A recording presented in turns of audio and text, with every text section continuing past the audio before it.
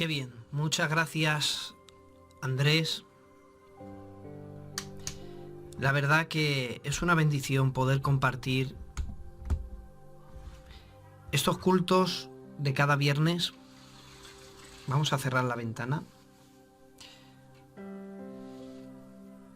La verdad que es una bendición.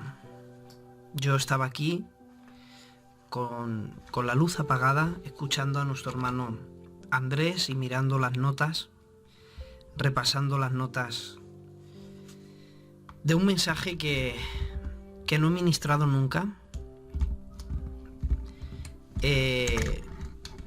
Hoy lo voy a, como se suele decir, ¿no? Lo voy a estrenar aquí en Conquistando Corazones. Entonces, sé que es una palabra que Dios quería que la iniciase aquí. Y hoy, en Conquistando Corazones, la semana número 16 semanas consecutivas, nuestro hermano Andrés ministrando la alabanza y este servidor compartiendo la palabra del Señor, con el único fin de hacerles bien y de serles de bendición. Yo quisiera ministrarles hoy una palabra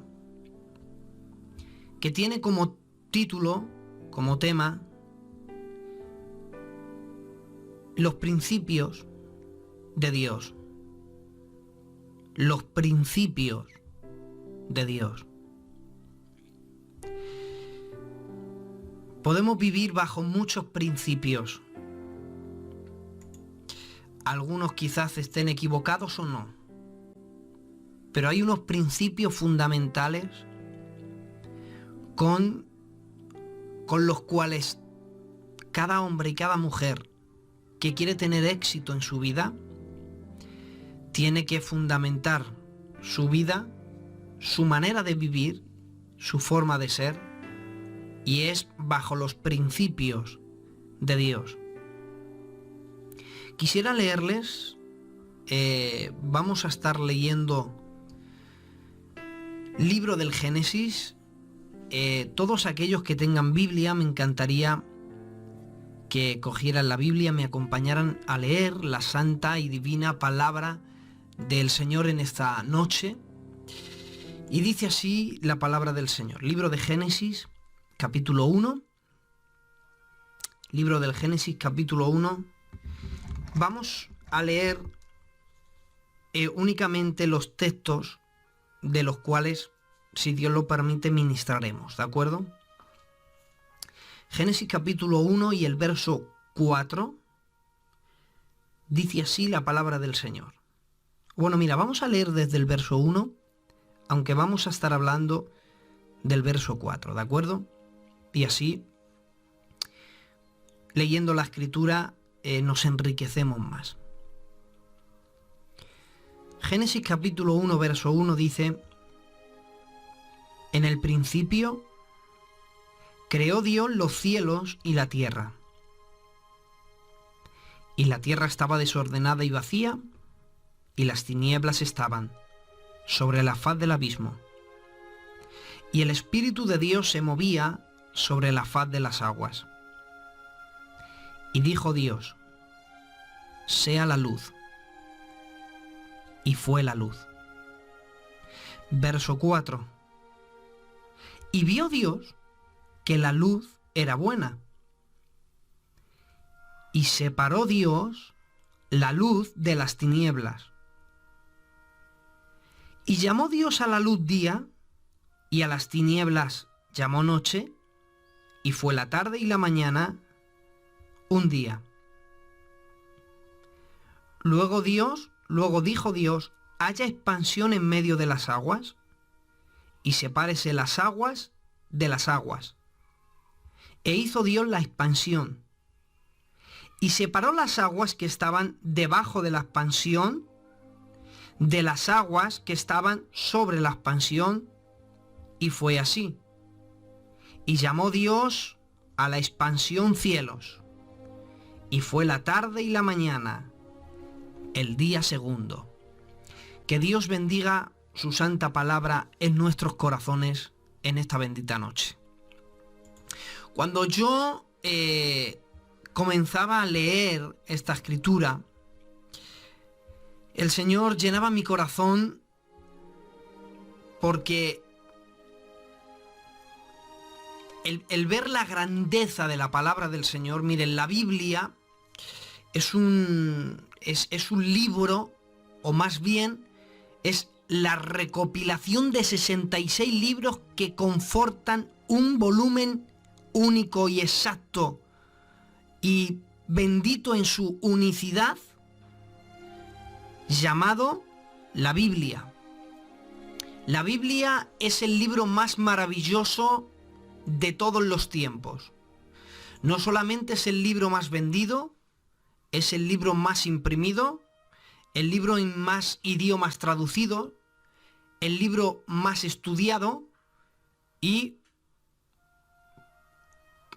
por esa causa es el libro menos entendido por algunos y más criticado por otros. ¿Qué tiene la Biblia que genera el odio, por ejemplo, de los cantantes de rock en sus actuaciones? Ellos no cogen el Corán o cogen el Tripitaka de Buda o los libros de Confucio, no cogen ningún libro para romperlos en medio de sus conciertos.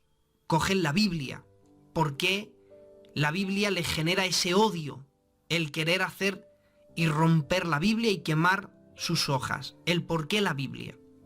¿Será que confronta y choca con su forma de vida y entonces eso ya no le gusta mucho a la gente? La Biblia es única, es perfecta, 66 libros que confortan un solo volumen llamado la Biblia, perfectas en su unidad. Todos y cada uno de los libros son como una pieza de un puzzle que sin uno de ellos el puzzle estaría incompleto. Así que llegamos a la conclusión de que cada libro de la Biblia es importante. Quitar un libro de la Biblia sería como ir a una frutería y donde hay muchas manzanas, quitarla del medio. ¿Qué ocurriría? Todas las que estén colocadas alrededor caerían, ¿verdad? Pues quitar un libro de la Biblia sería movilizar y todo caería como un castillo de naipes. Pero cada uno de la Biblia es sólido, es perfecto, se enlaza uno con el otro, hablan de un solo tema, no se contradicen, por lo tanto se convierte en el libro más maravilloso de todos los tiempos.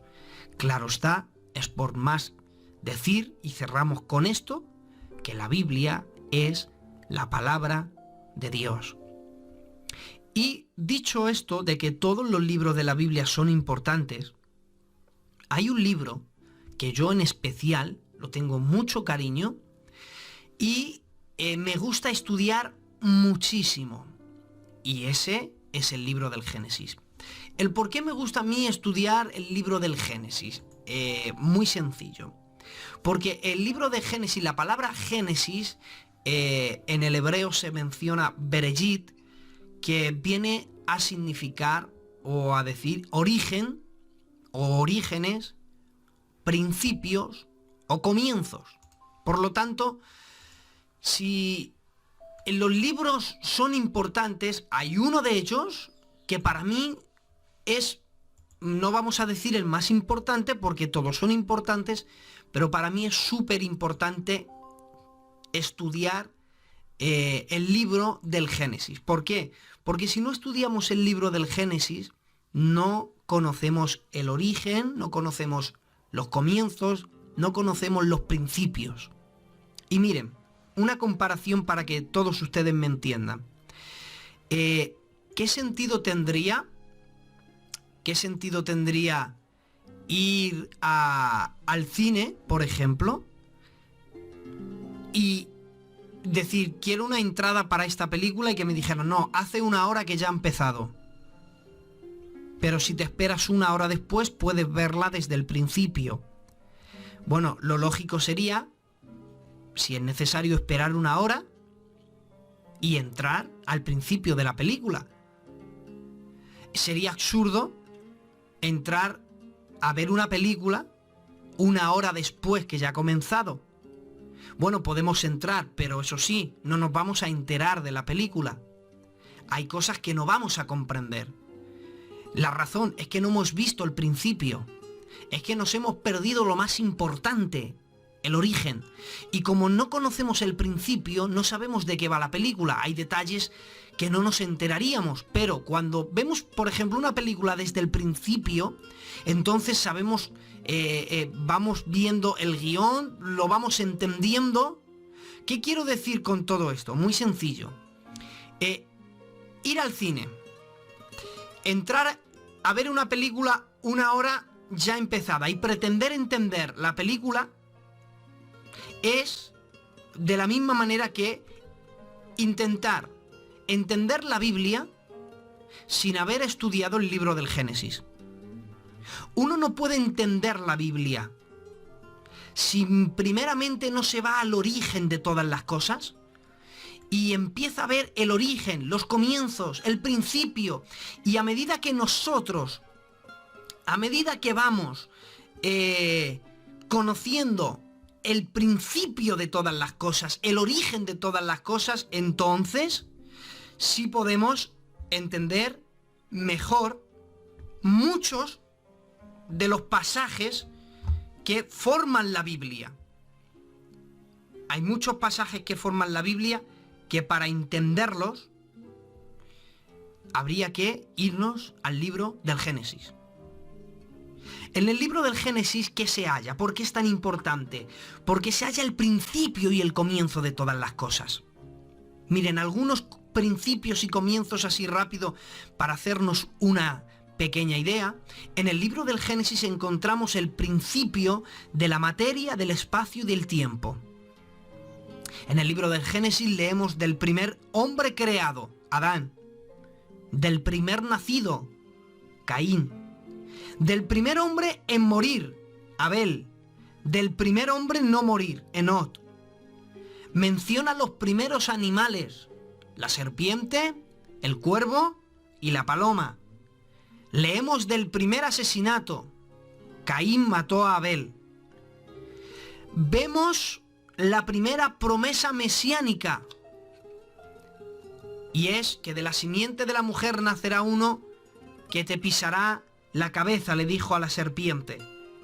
Vemos las primeras ilustraciones de la religión. Cuando el hombre peca, la Biblia dice que se hicieron, cogieron higueras, las cosieron para cubrir su desnudez, y no conforme con ello se escondieron en un árbol para esconderse de la voz que sonaba en medio del huerto. Y eso es la primera ilustración de la religión. El hombre intenta ocultar sus pecados por medio de religiones. Ellos cosieron hojas de higuera. El hombre cosió, inventó las religiones para esconderse en ellas de Dios, porque no quieren enfrentarse a su creador.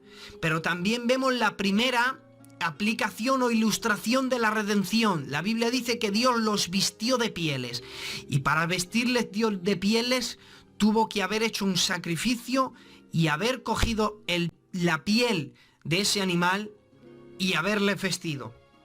También vemos los primeros héroes, vemos las primeras armas, vemos el primer trabajo, que fue la agricultura.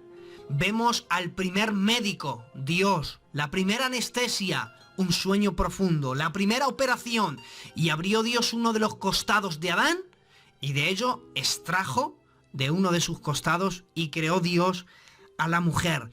Y un sinfín de principios que hallamos en el libro del Génesis que tenemos que conocer con exactitud. Pero si hay muchos principios en el libro del Génesis que a mí me llena, si hay muchos principios de los cuales a mí Dios me habla, he hallado un principio estudiando el libro del Génesis capítulo 1, que es el que más me ha llamado a mí la atención y del que yo voy a intentar reflejarles y transmitirles en esta noche.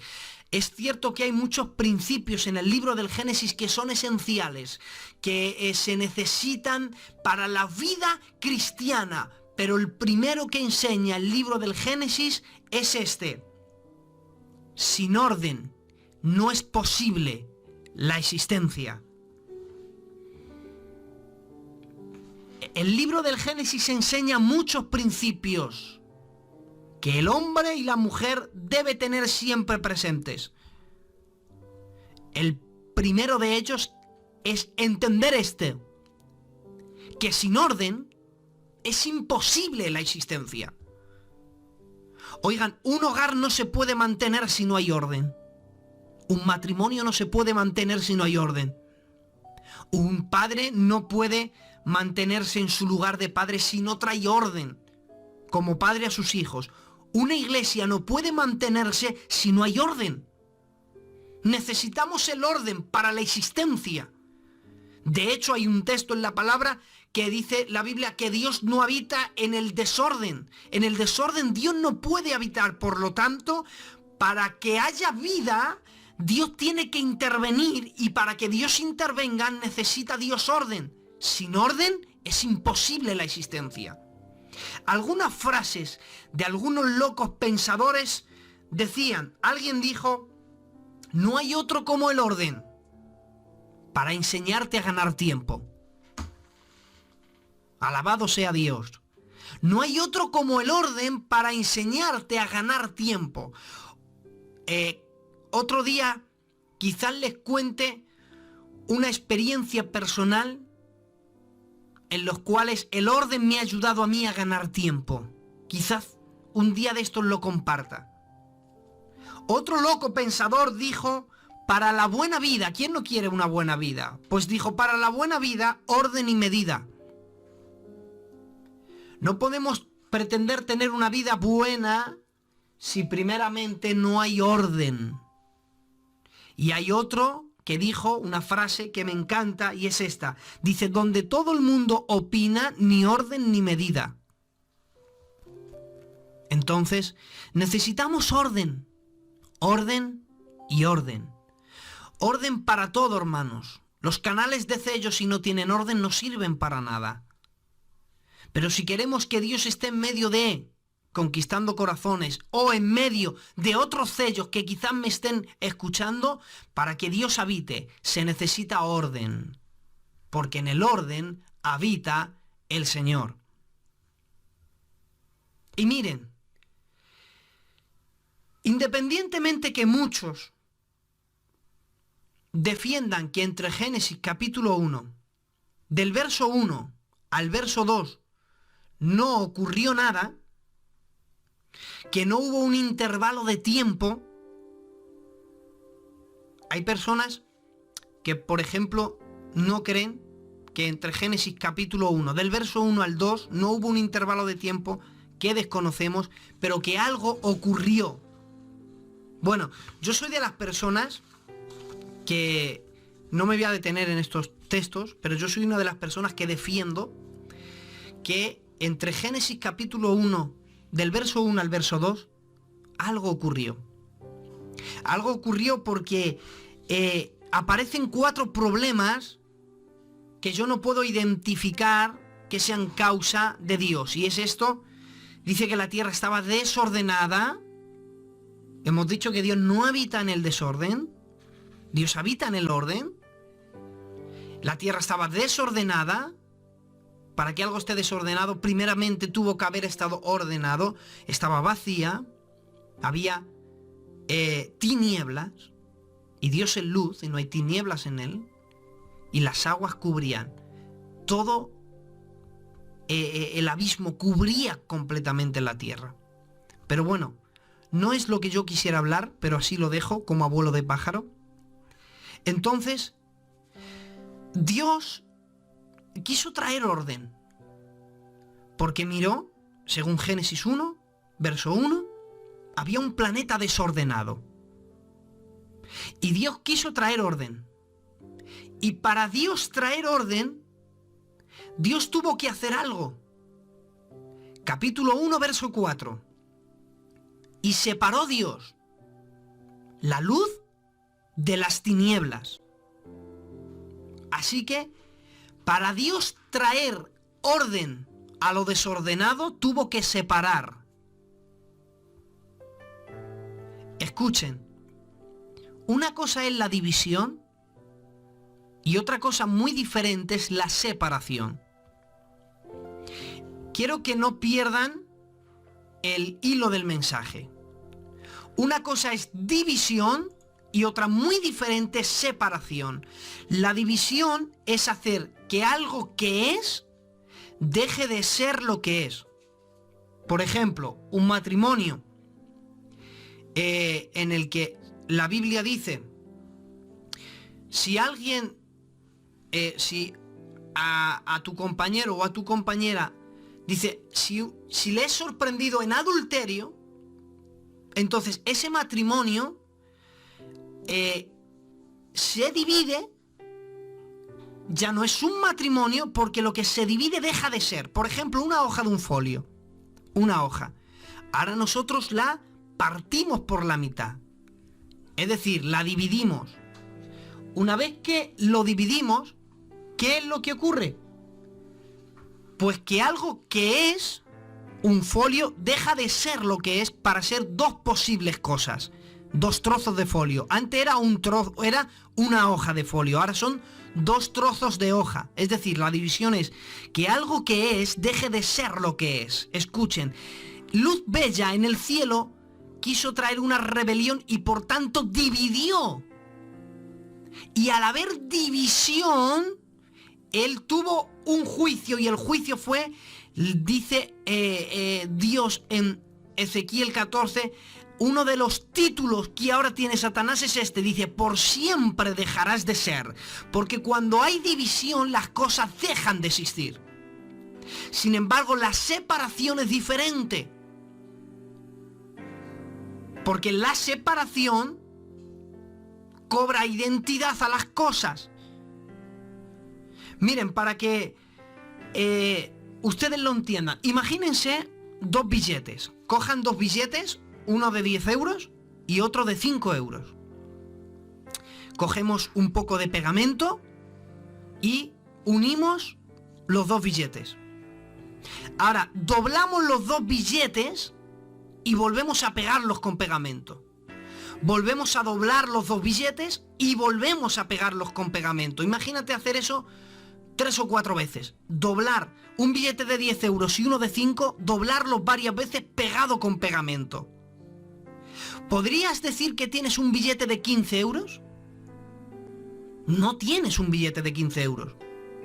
Podrías ir a comprar y decir, cóbrate, y dar ese billete que está pegado por 3 o 4 veces y decir, cóbrate. Seguramente el dependiente de aquella tienda te va a decir, perdona, pero este billete no sirve. Entonces podrás defender y decir, bueno, ahí hay un billete de 10 que es legal, original, y uno de 5. Y te va a decir, bueno, ahí tendrás uno de 10 y uno de 5, pero no me sirve. Eso no vale para pagar. ¿Por qué?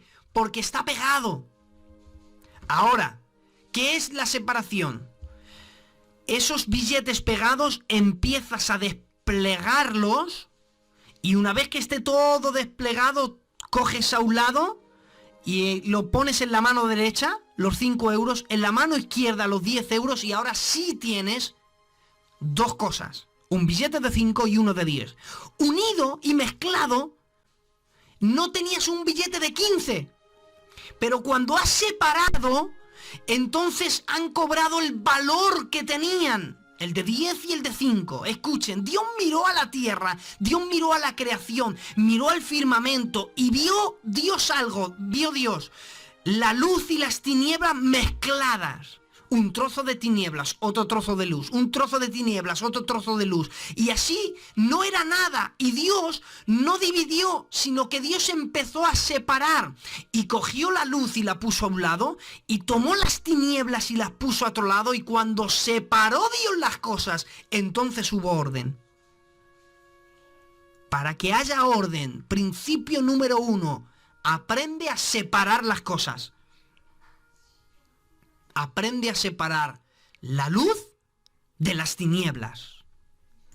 Escuchen, hay mucha gente, querida familia de Conquistando Corazones, que les miras y me recuerdan a mí a Génesis capítulo 1 verso 4, el texto del que estamos hablando. Les miras y son una mezcla de luz y tinieblas, no saben lo que son. A veces son luz, a veces tinieblas, a veces se comportan como luz, otras veces como tinieblas, una semana como luz, otra semana como tinieblas, y dices, ¿qué son? ¿Son cristianos? ¿No lo son? Bueno, ni ellos mismos saben lo que es, son una mezcla de luz y tinieblas, por eso no hay orden, escuchen, pero cuando aprendamos a separar la luz de las tinieblas y hacer la diferencia entre lo santo y lo profano, y miren lo que dice Juan capítulo 3 y verso 19, esto es muy interesante. Las palabras de Jesús, él dijo, y esta es la condenación. Atención, miren por qué la gente se condena. Y esta es la condenación. ¿El qué? Que la luz vino al mundo, es decir, Jesucristo. La luz vino al mundo y ahora dice, y los hombres amaron más las tinieblas que la luz. Y dice el por qué, porque sus obras eran malas.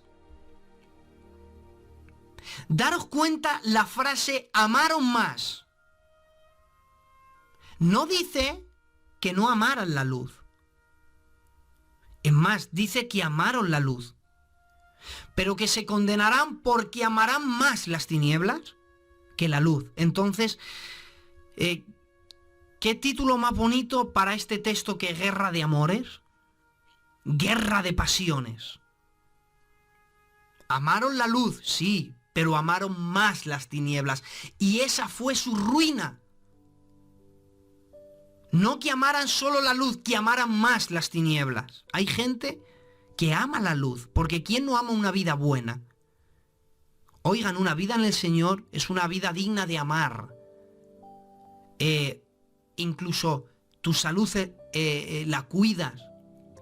Te quitas de la vida de la noche, donde puede dañarte, la vida de la noche donde te puede buscar, los casados se pueden buscar problemas en su matrimonio y se quitan de ciertos vicios, y entonces es una vida buena, tranquila, sin problemas, entre comillas, las cosas se llevan muchísimo mejor. La vida en la luz es una vida digna de amar. Pero ¿qué pasa? Que hay gente que amaron más las tinieblas, no pudieron soportarlo y necesitaron envolverse tras pecados y ir tras pasiones. Y es cierto que amaron la luz, pero su ruina fue que amaron más las tinieblas. Pero cuando aprendamos a separar las cosas, a separar la luz de las tinieblas, ¿qué necesitamos? Necesitamos hombres y mujeres que tengan orden en su vida, que separen la luz de las tinieblas para convertirse en maestros, que puedan traer orden o enseñar a otros a traer orden. Ezequiel capítulo 44 y verso 23, Dios le dijo a los sacerdotes, y enseñarán a mi pueblo a hacer la diferencia entre lo santo y lo profano, y enseñarán a discernir entre lo limpio y lo no limpio. ¿Cuál era el cometido de los sacerdotes? Era enseñar a hacer diferencia entre la luz y tinieblas. Y hoy día necesitamos en nuestras casas, en nuestras iglesias, en nuestros barrios, necesitamos hombres y mujeres que sean maestros del bien, como dice la Biblia, y que enseñen a hacer la diferencia, para que enseñando separen las cosas y entonces haya orden. Muchos matrimonios tienen muchos problemas a causa de que no saben hacer separación. Imagínate que la mujer te dice, ¿a quién aman más? ¿A tu madre o a mí? Vaya pregunta, ¿no? ¿Y cuál es la respuesta? Bueno, son amores diferentes. Yo, por ejemplo, a mi esposa la amo como esposo, pero a mis padres les amo como hijo. Luego a mis hijos los amo como padre. Y son amores diferentes. No podemos mezclar. Porque cuando empezamos a mezclar comienza el desorden. Y entonces, cuando aprendemos a separar incluso los amores y amar a tu mujer como debes de amarla y tratarla como a vaso más frágil. Y la primera oveja, y aquí no es que sea una palabra para ministerios ni para pastores, porque todos somos pastores de nuestra casa, la primera oveja a la cual tenemos que cuidar, maridos, es a nuestra esposa. Entonces, hay que saber amar, saber diferenciar y saber separar, y cuando hay separación hay orden. Porque cuando separamos las cosas, para ver orden, número uno, hay que separar la luz de las tinieblas, hay que separar las cosas. Pero miren, cuando Dios separó la luz de las tinieblas, ocurrió algo. No tenían nombre, pero Dios les puso nombre. Y dijo, y a la luz llamó día, y a las tinieblas llamó noche. Así que, número uno, para ver orden tiene que haber separación. Número dos, cuando las cosas se separan, cobran identidad.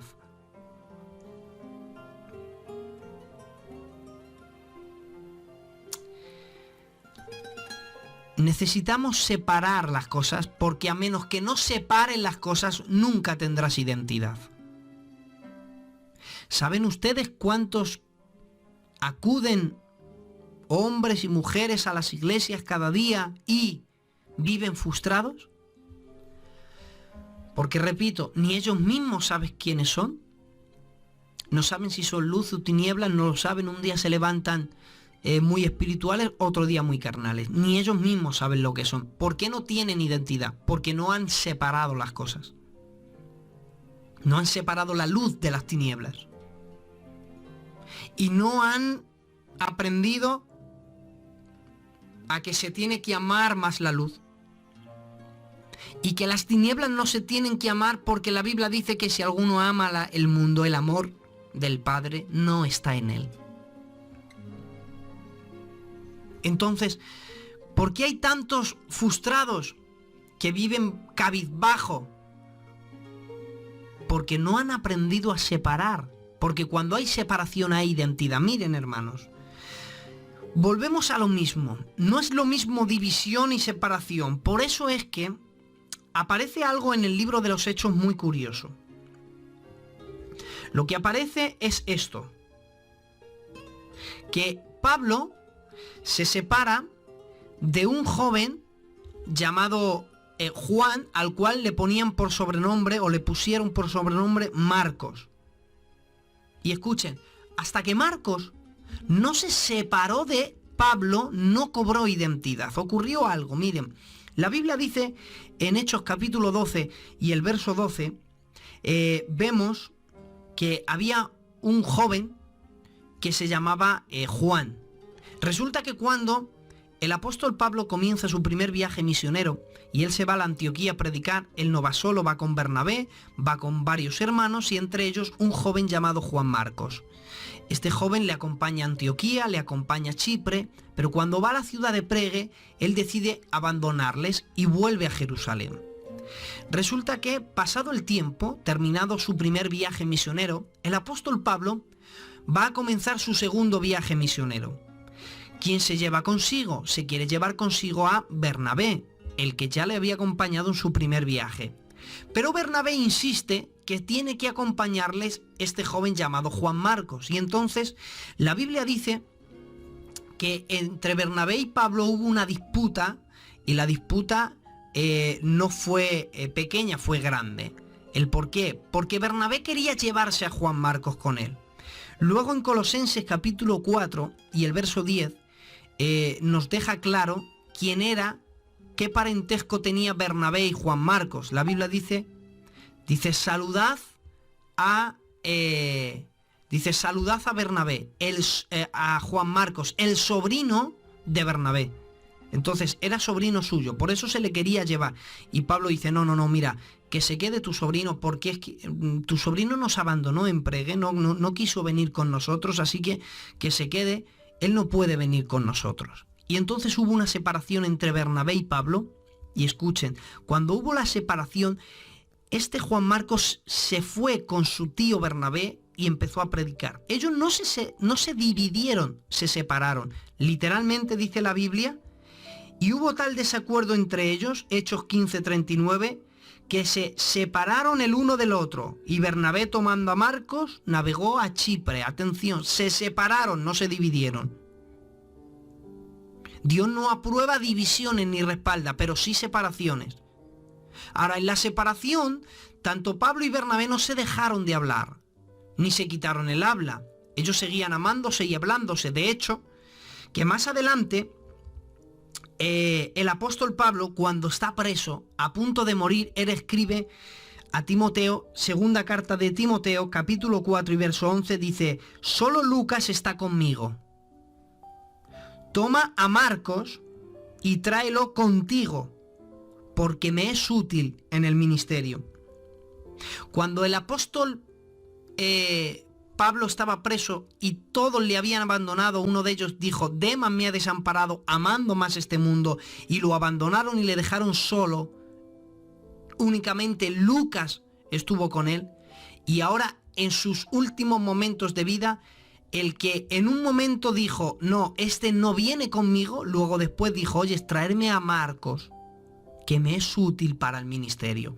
Ahí vemos que en la separación no hubo ninguna infección de rencor ni de odio en el corazón de nadie, porque luego Pablo reclamó a este joven porque él era útil en el ministerio. Y escuchen, miren si le fue útil, que cuando se separaron, Marcos cobró tal identidad que no olvidemos que el Evangelio de Marcos lo escribió este joven. Entonces, cuando hay identidad, cuando hay separación, se cobra identidad a las cosas. Y empezamos a llamar cada cosa por su nombre. Y escuchen, si aprendiéramos a separarnos un poquito, separar la luz de las tinieblas, entonces las cosas serían diferentes. Qué poco nos exige Dios para usarnos Dios. Dice Lucas capítulo 5 verso 3: y entrando en una de aquellas barcas, la cual era de Simón, le rogó que la apartase de tierra, atención, un poco. Y sentándose, enseñaba desde la barca a la multitud. ¿Qué pidió Jesús para usar una barca como un púlpito? Simplemente que la separasen un poco de la tierra. Amada familia, vivimos muy arriesgadas a esta tierra.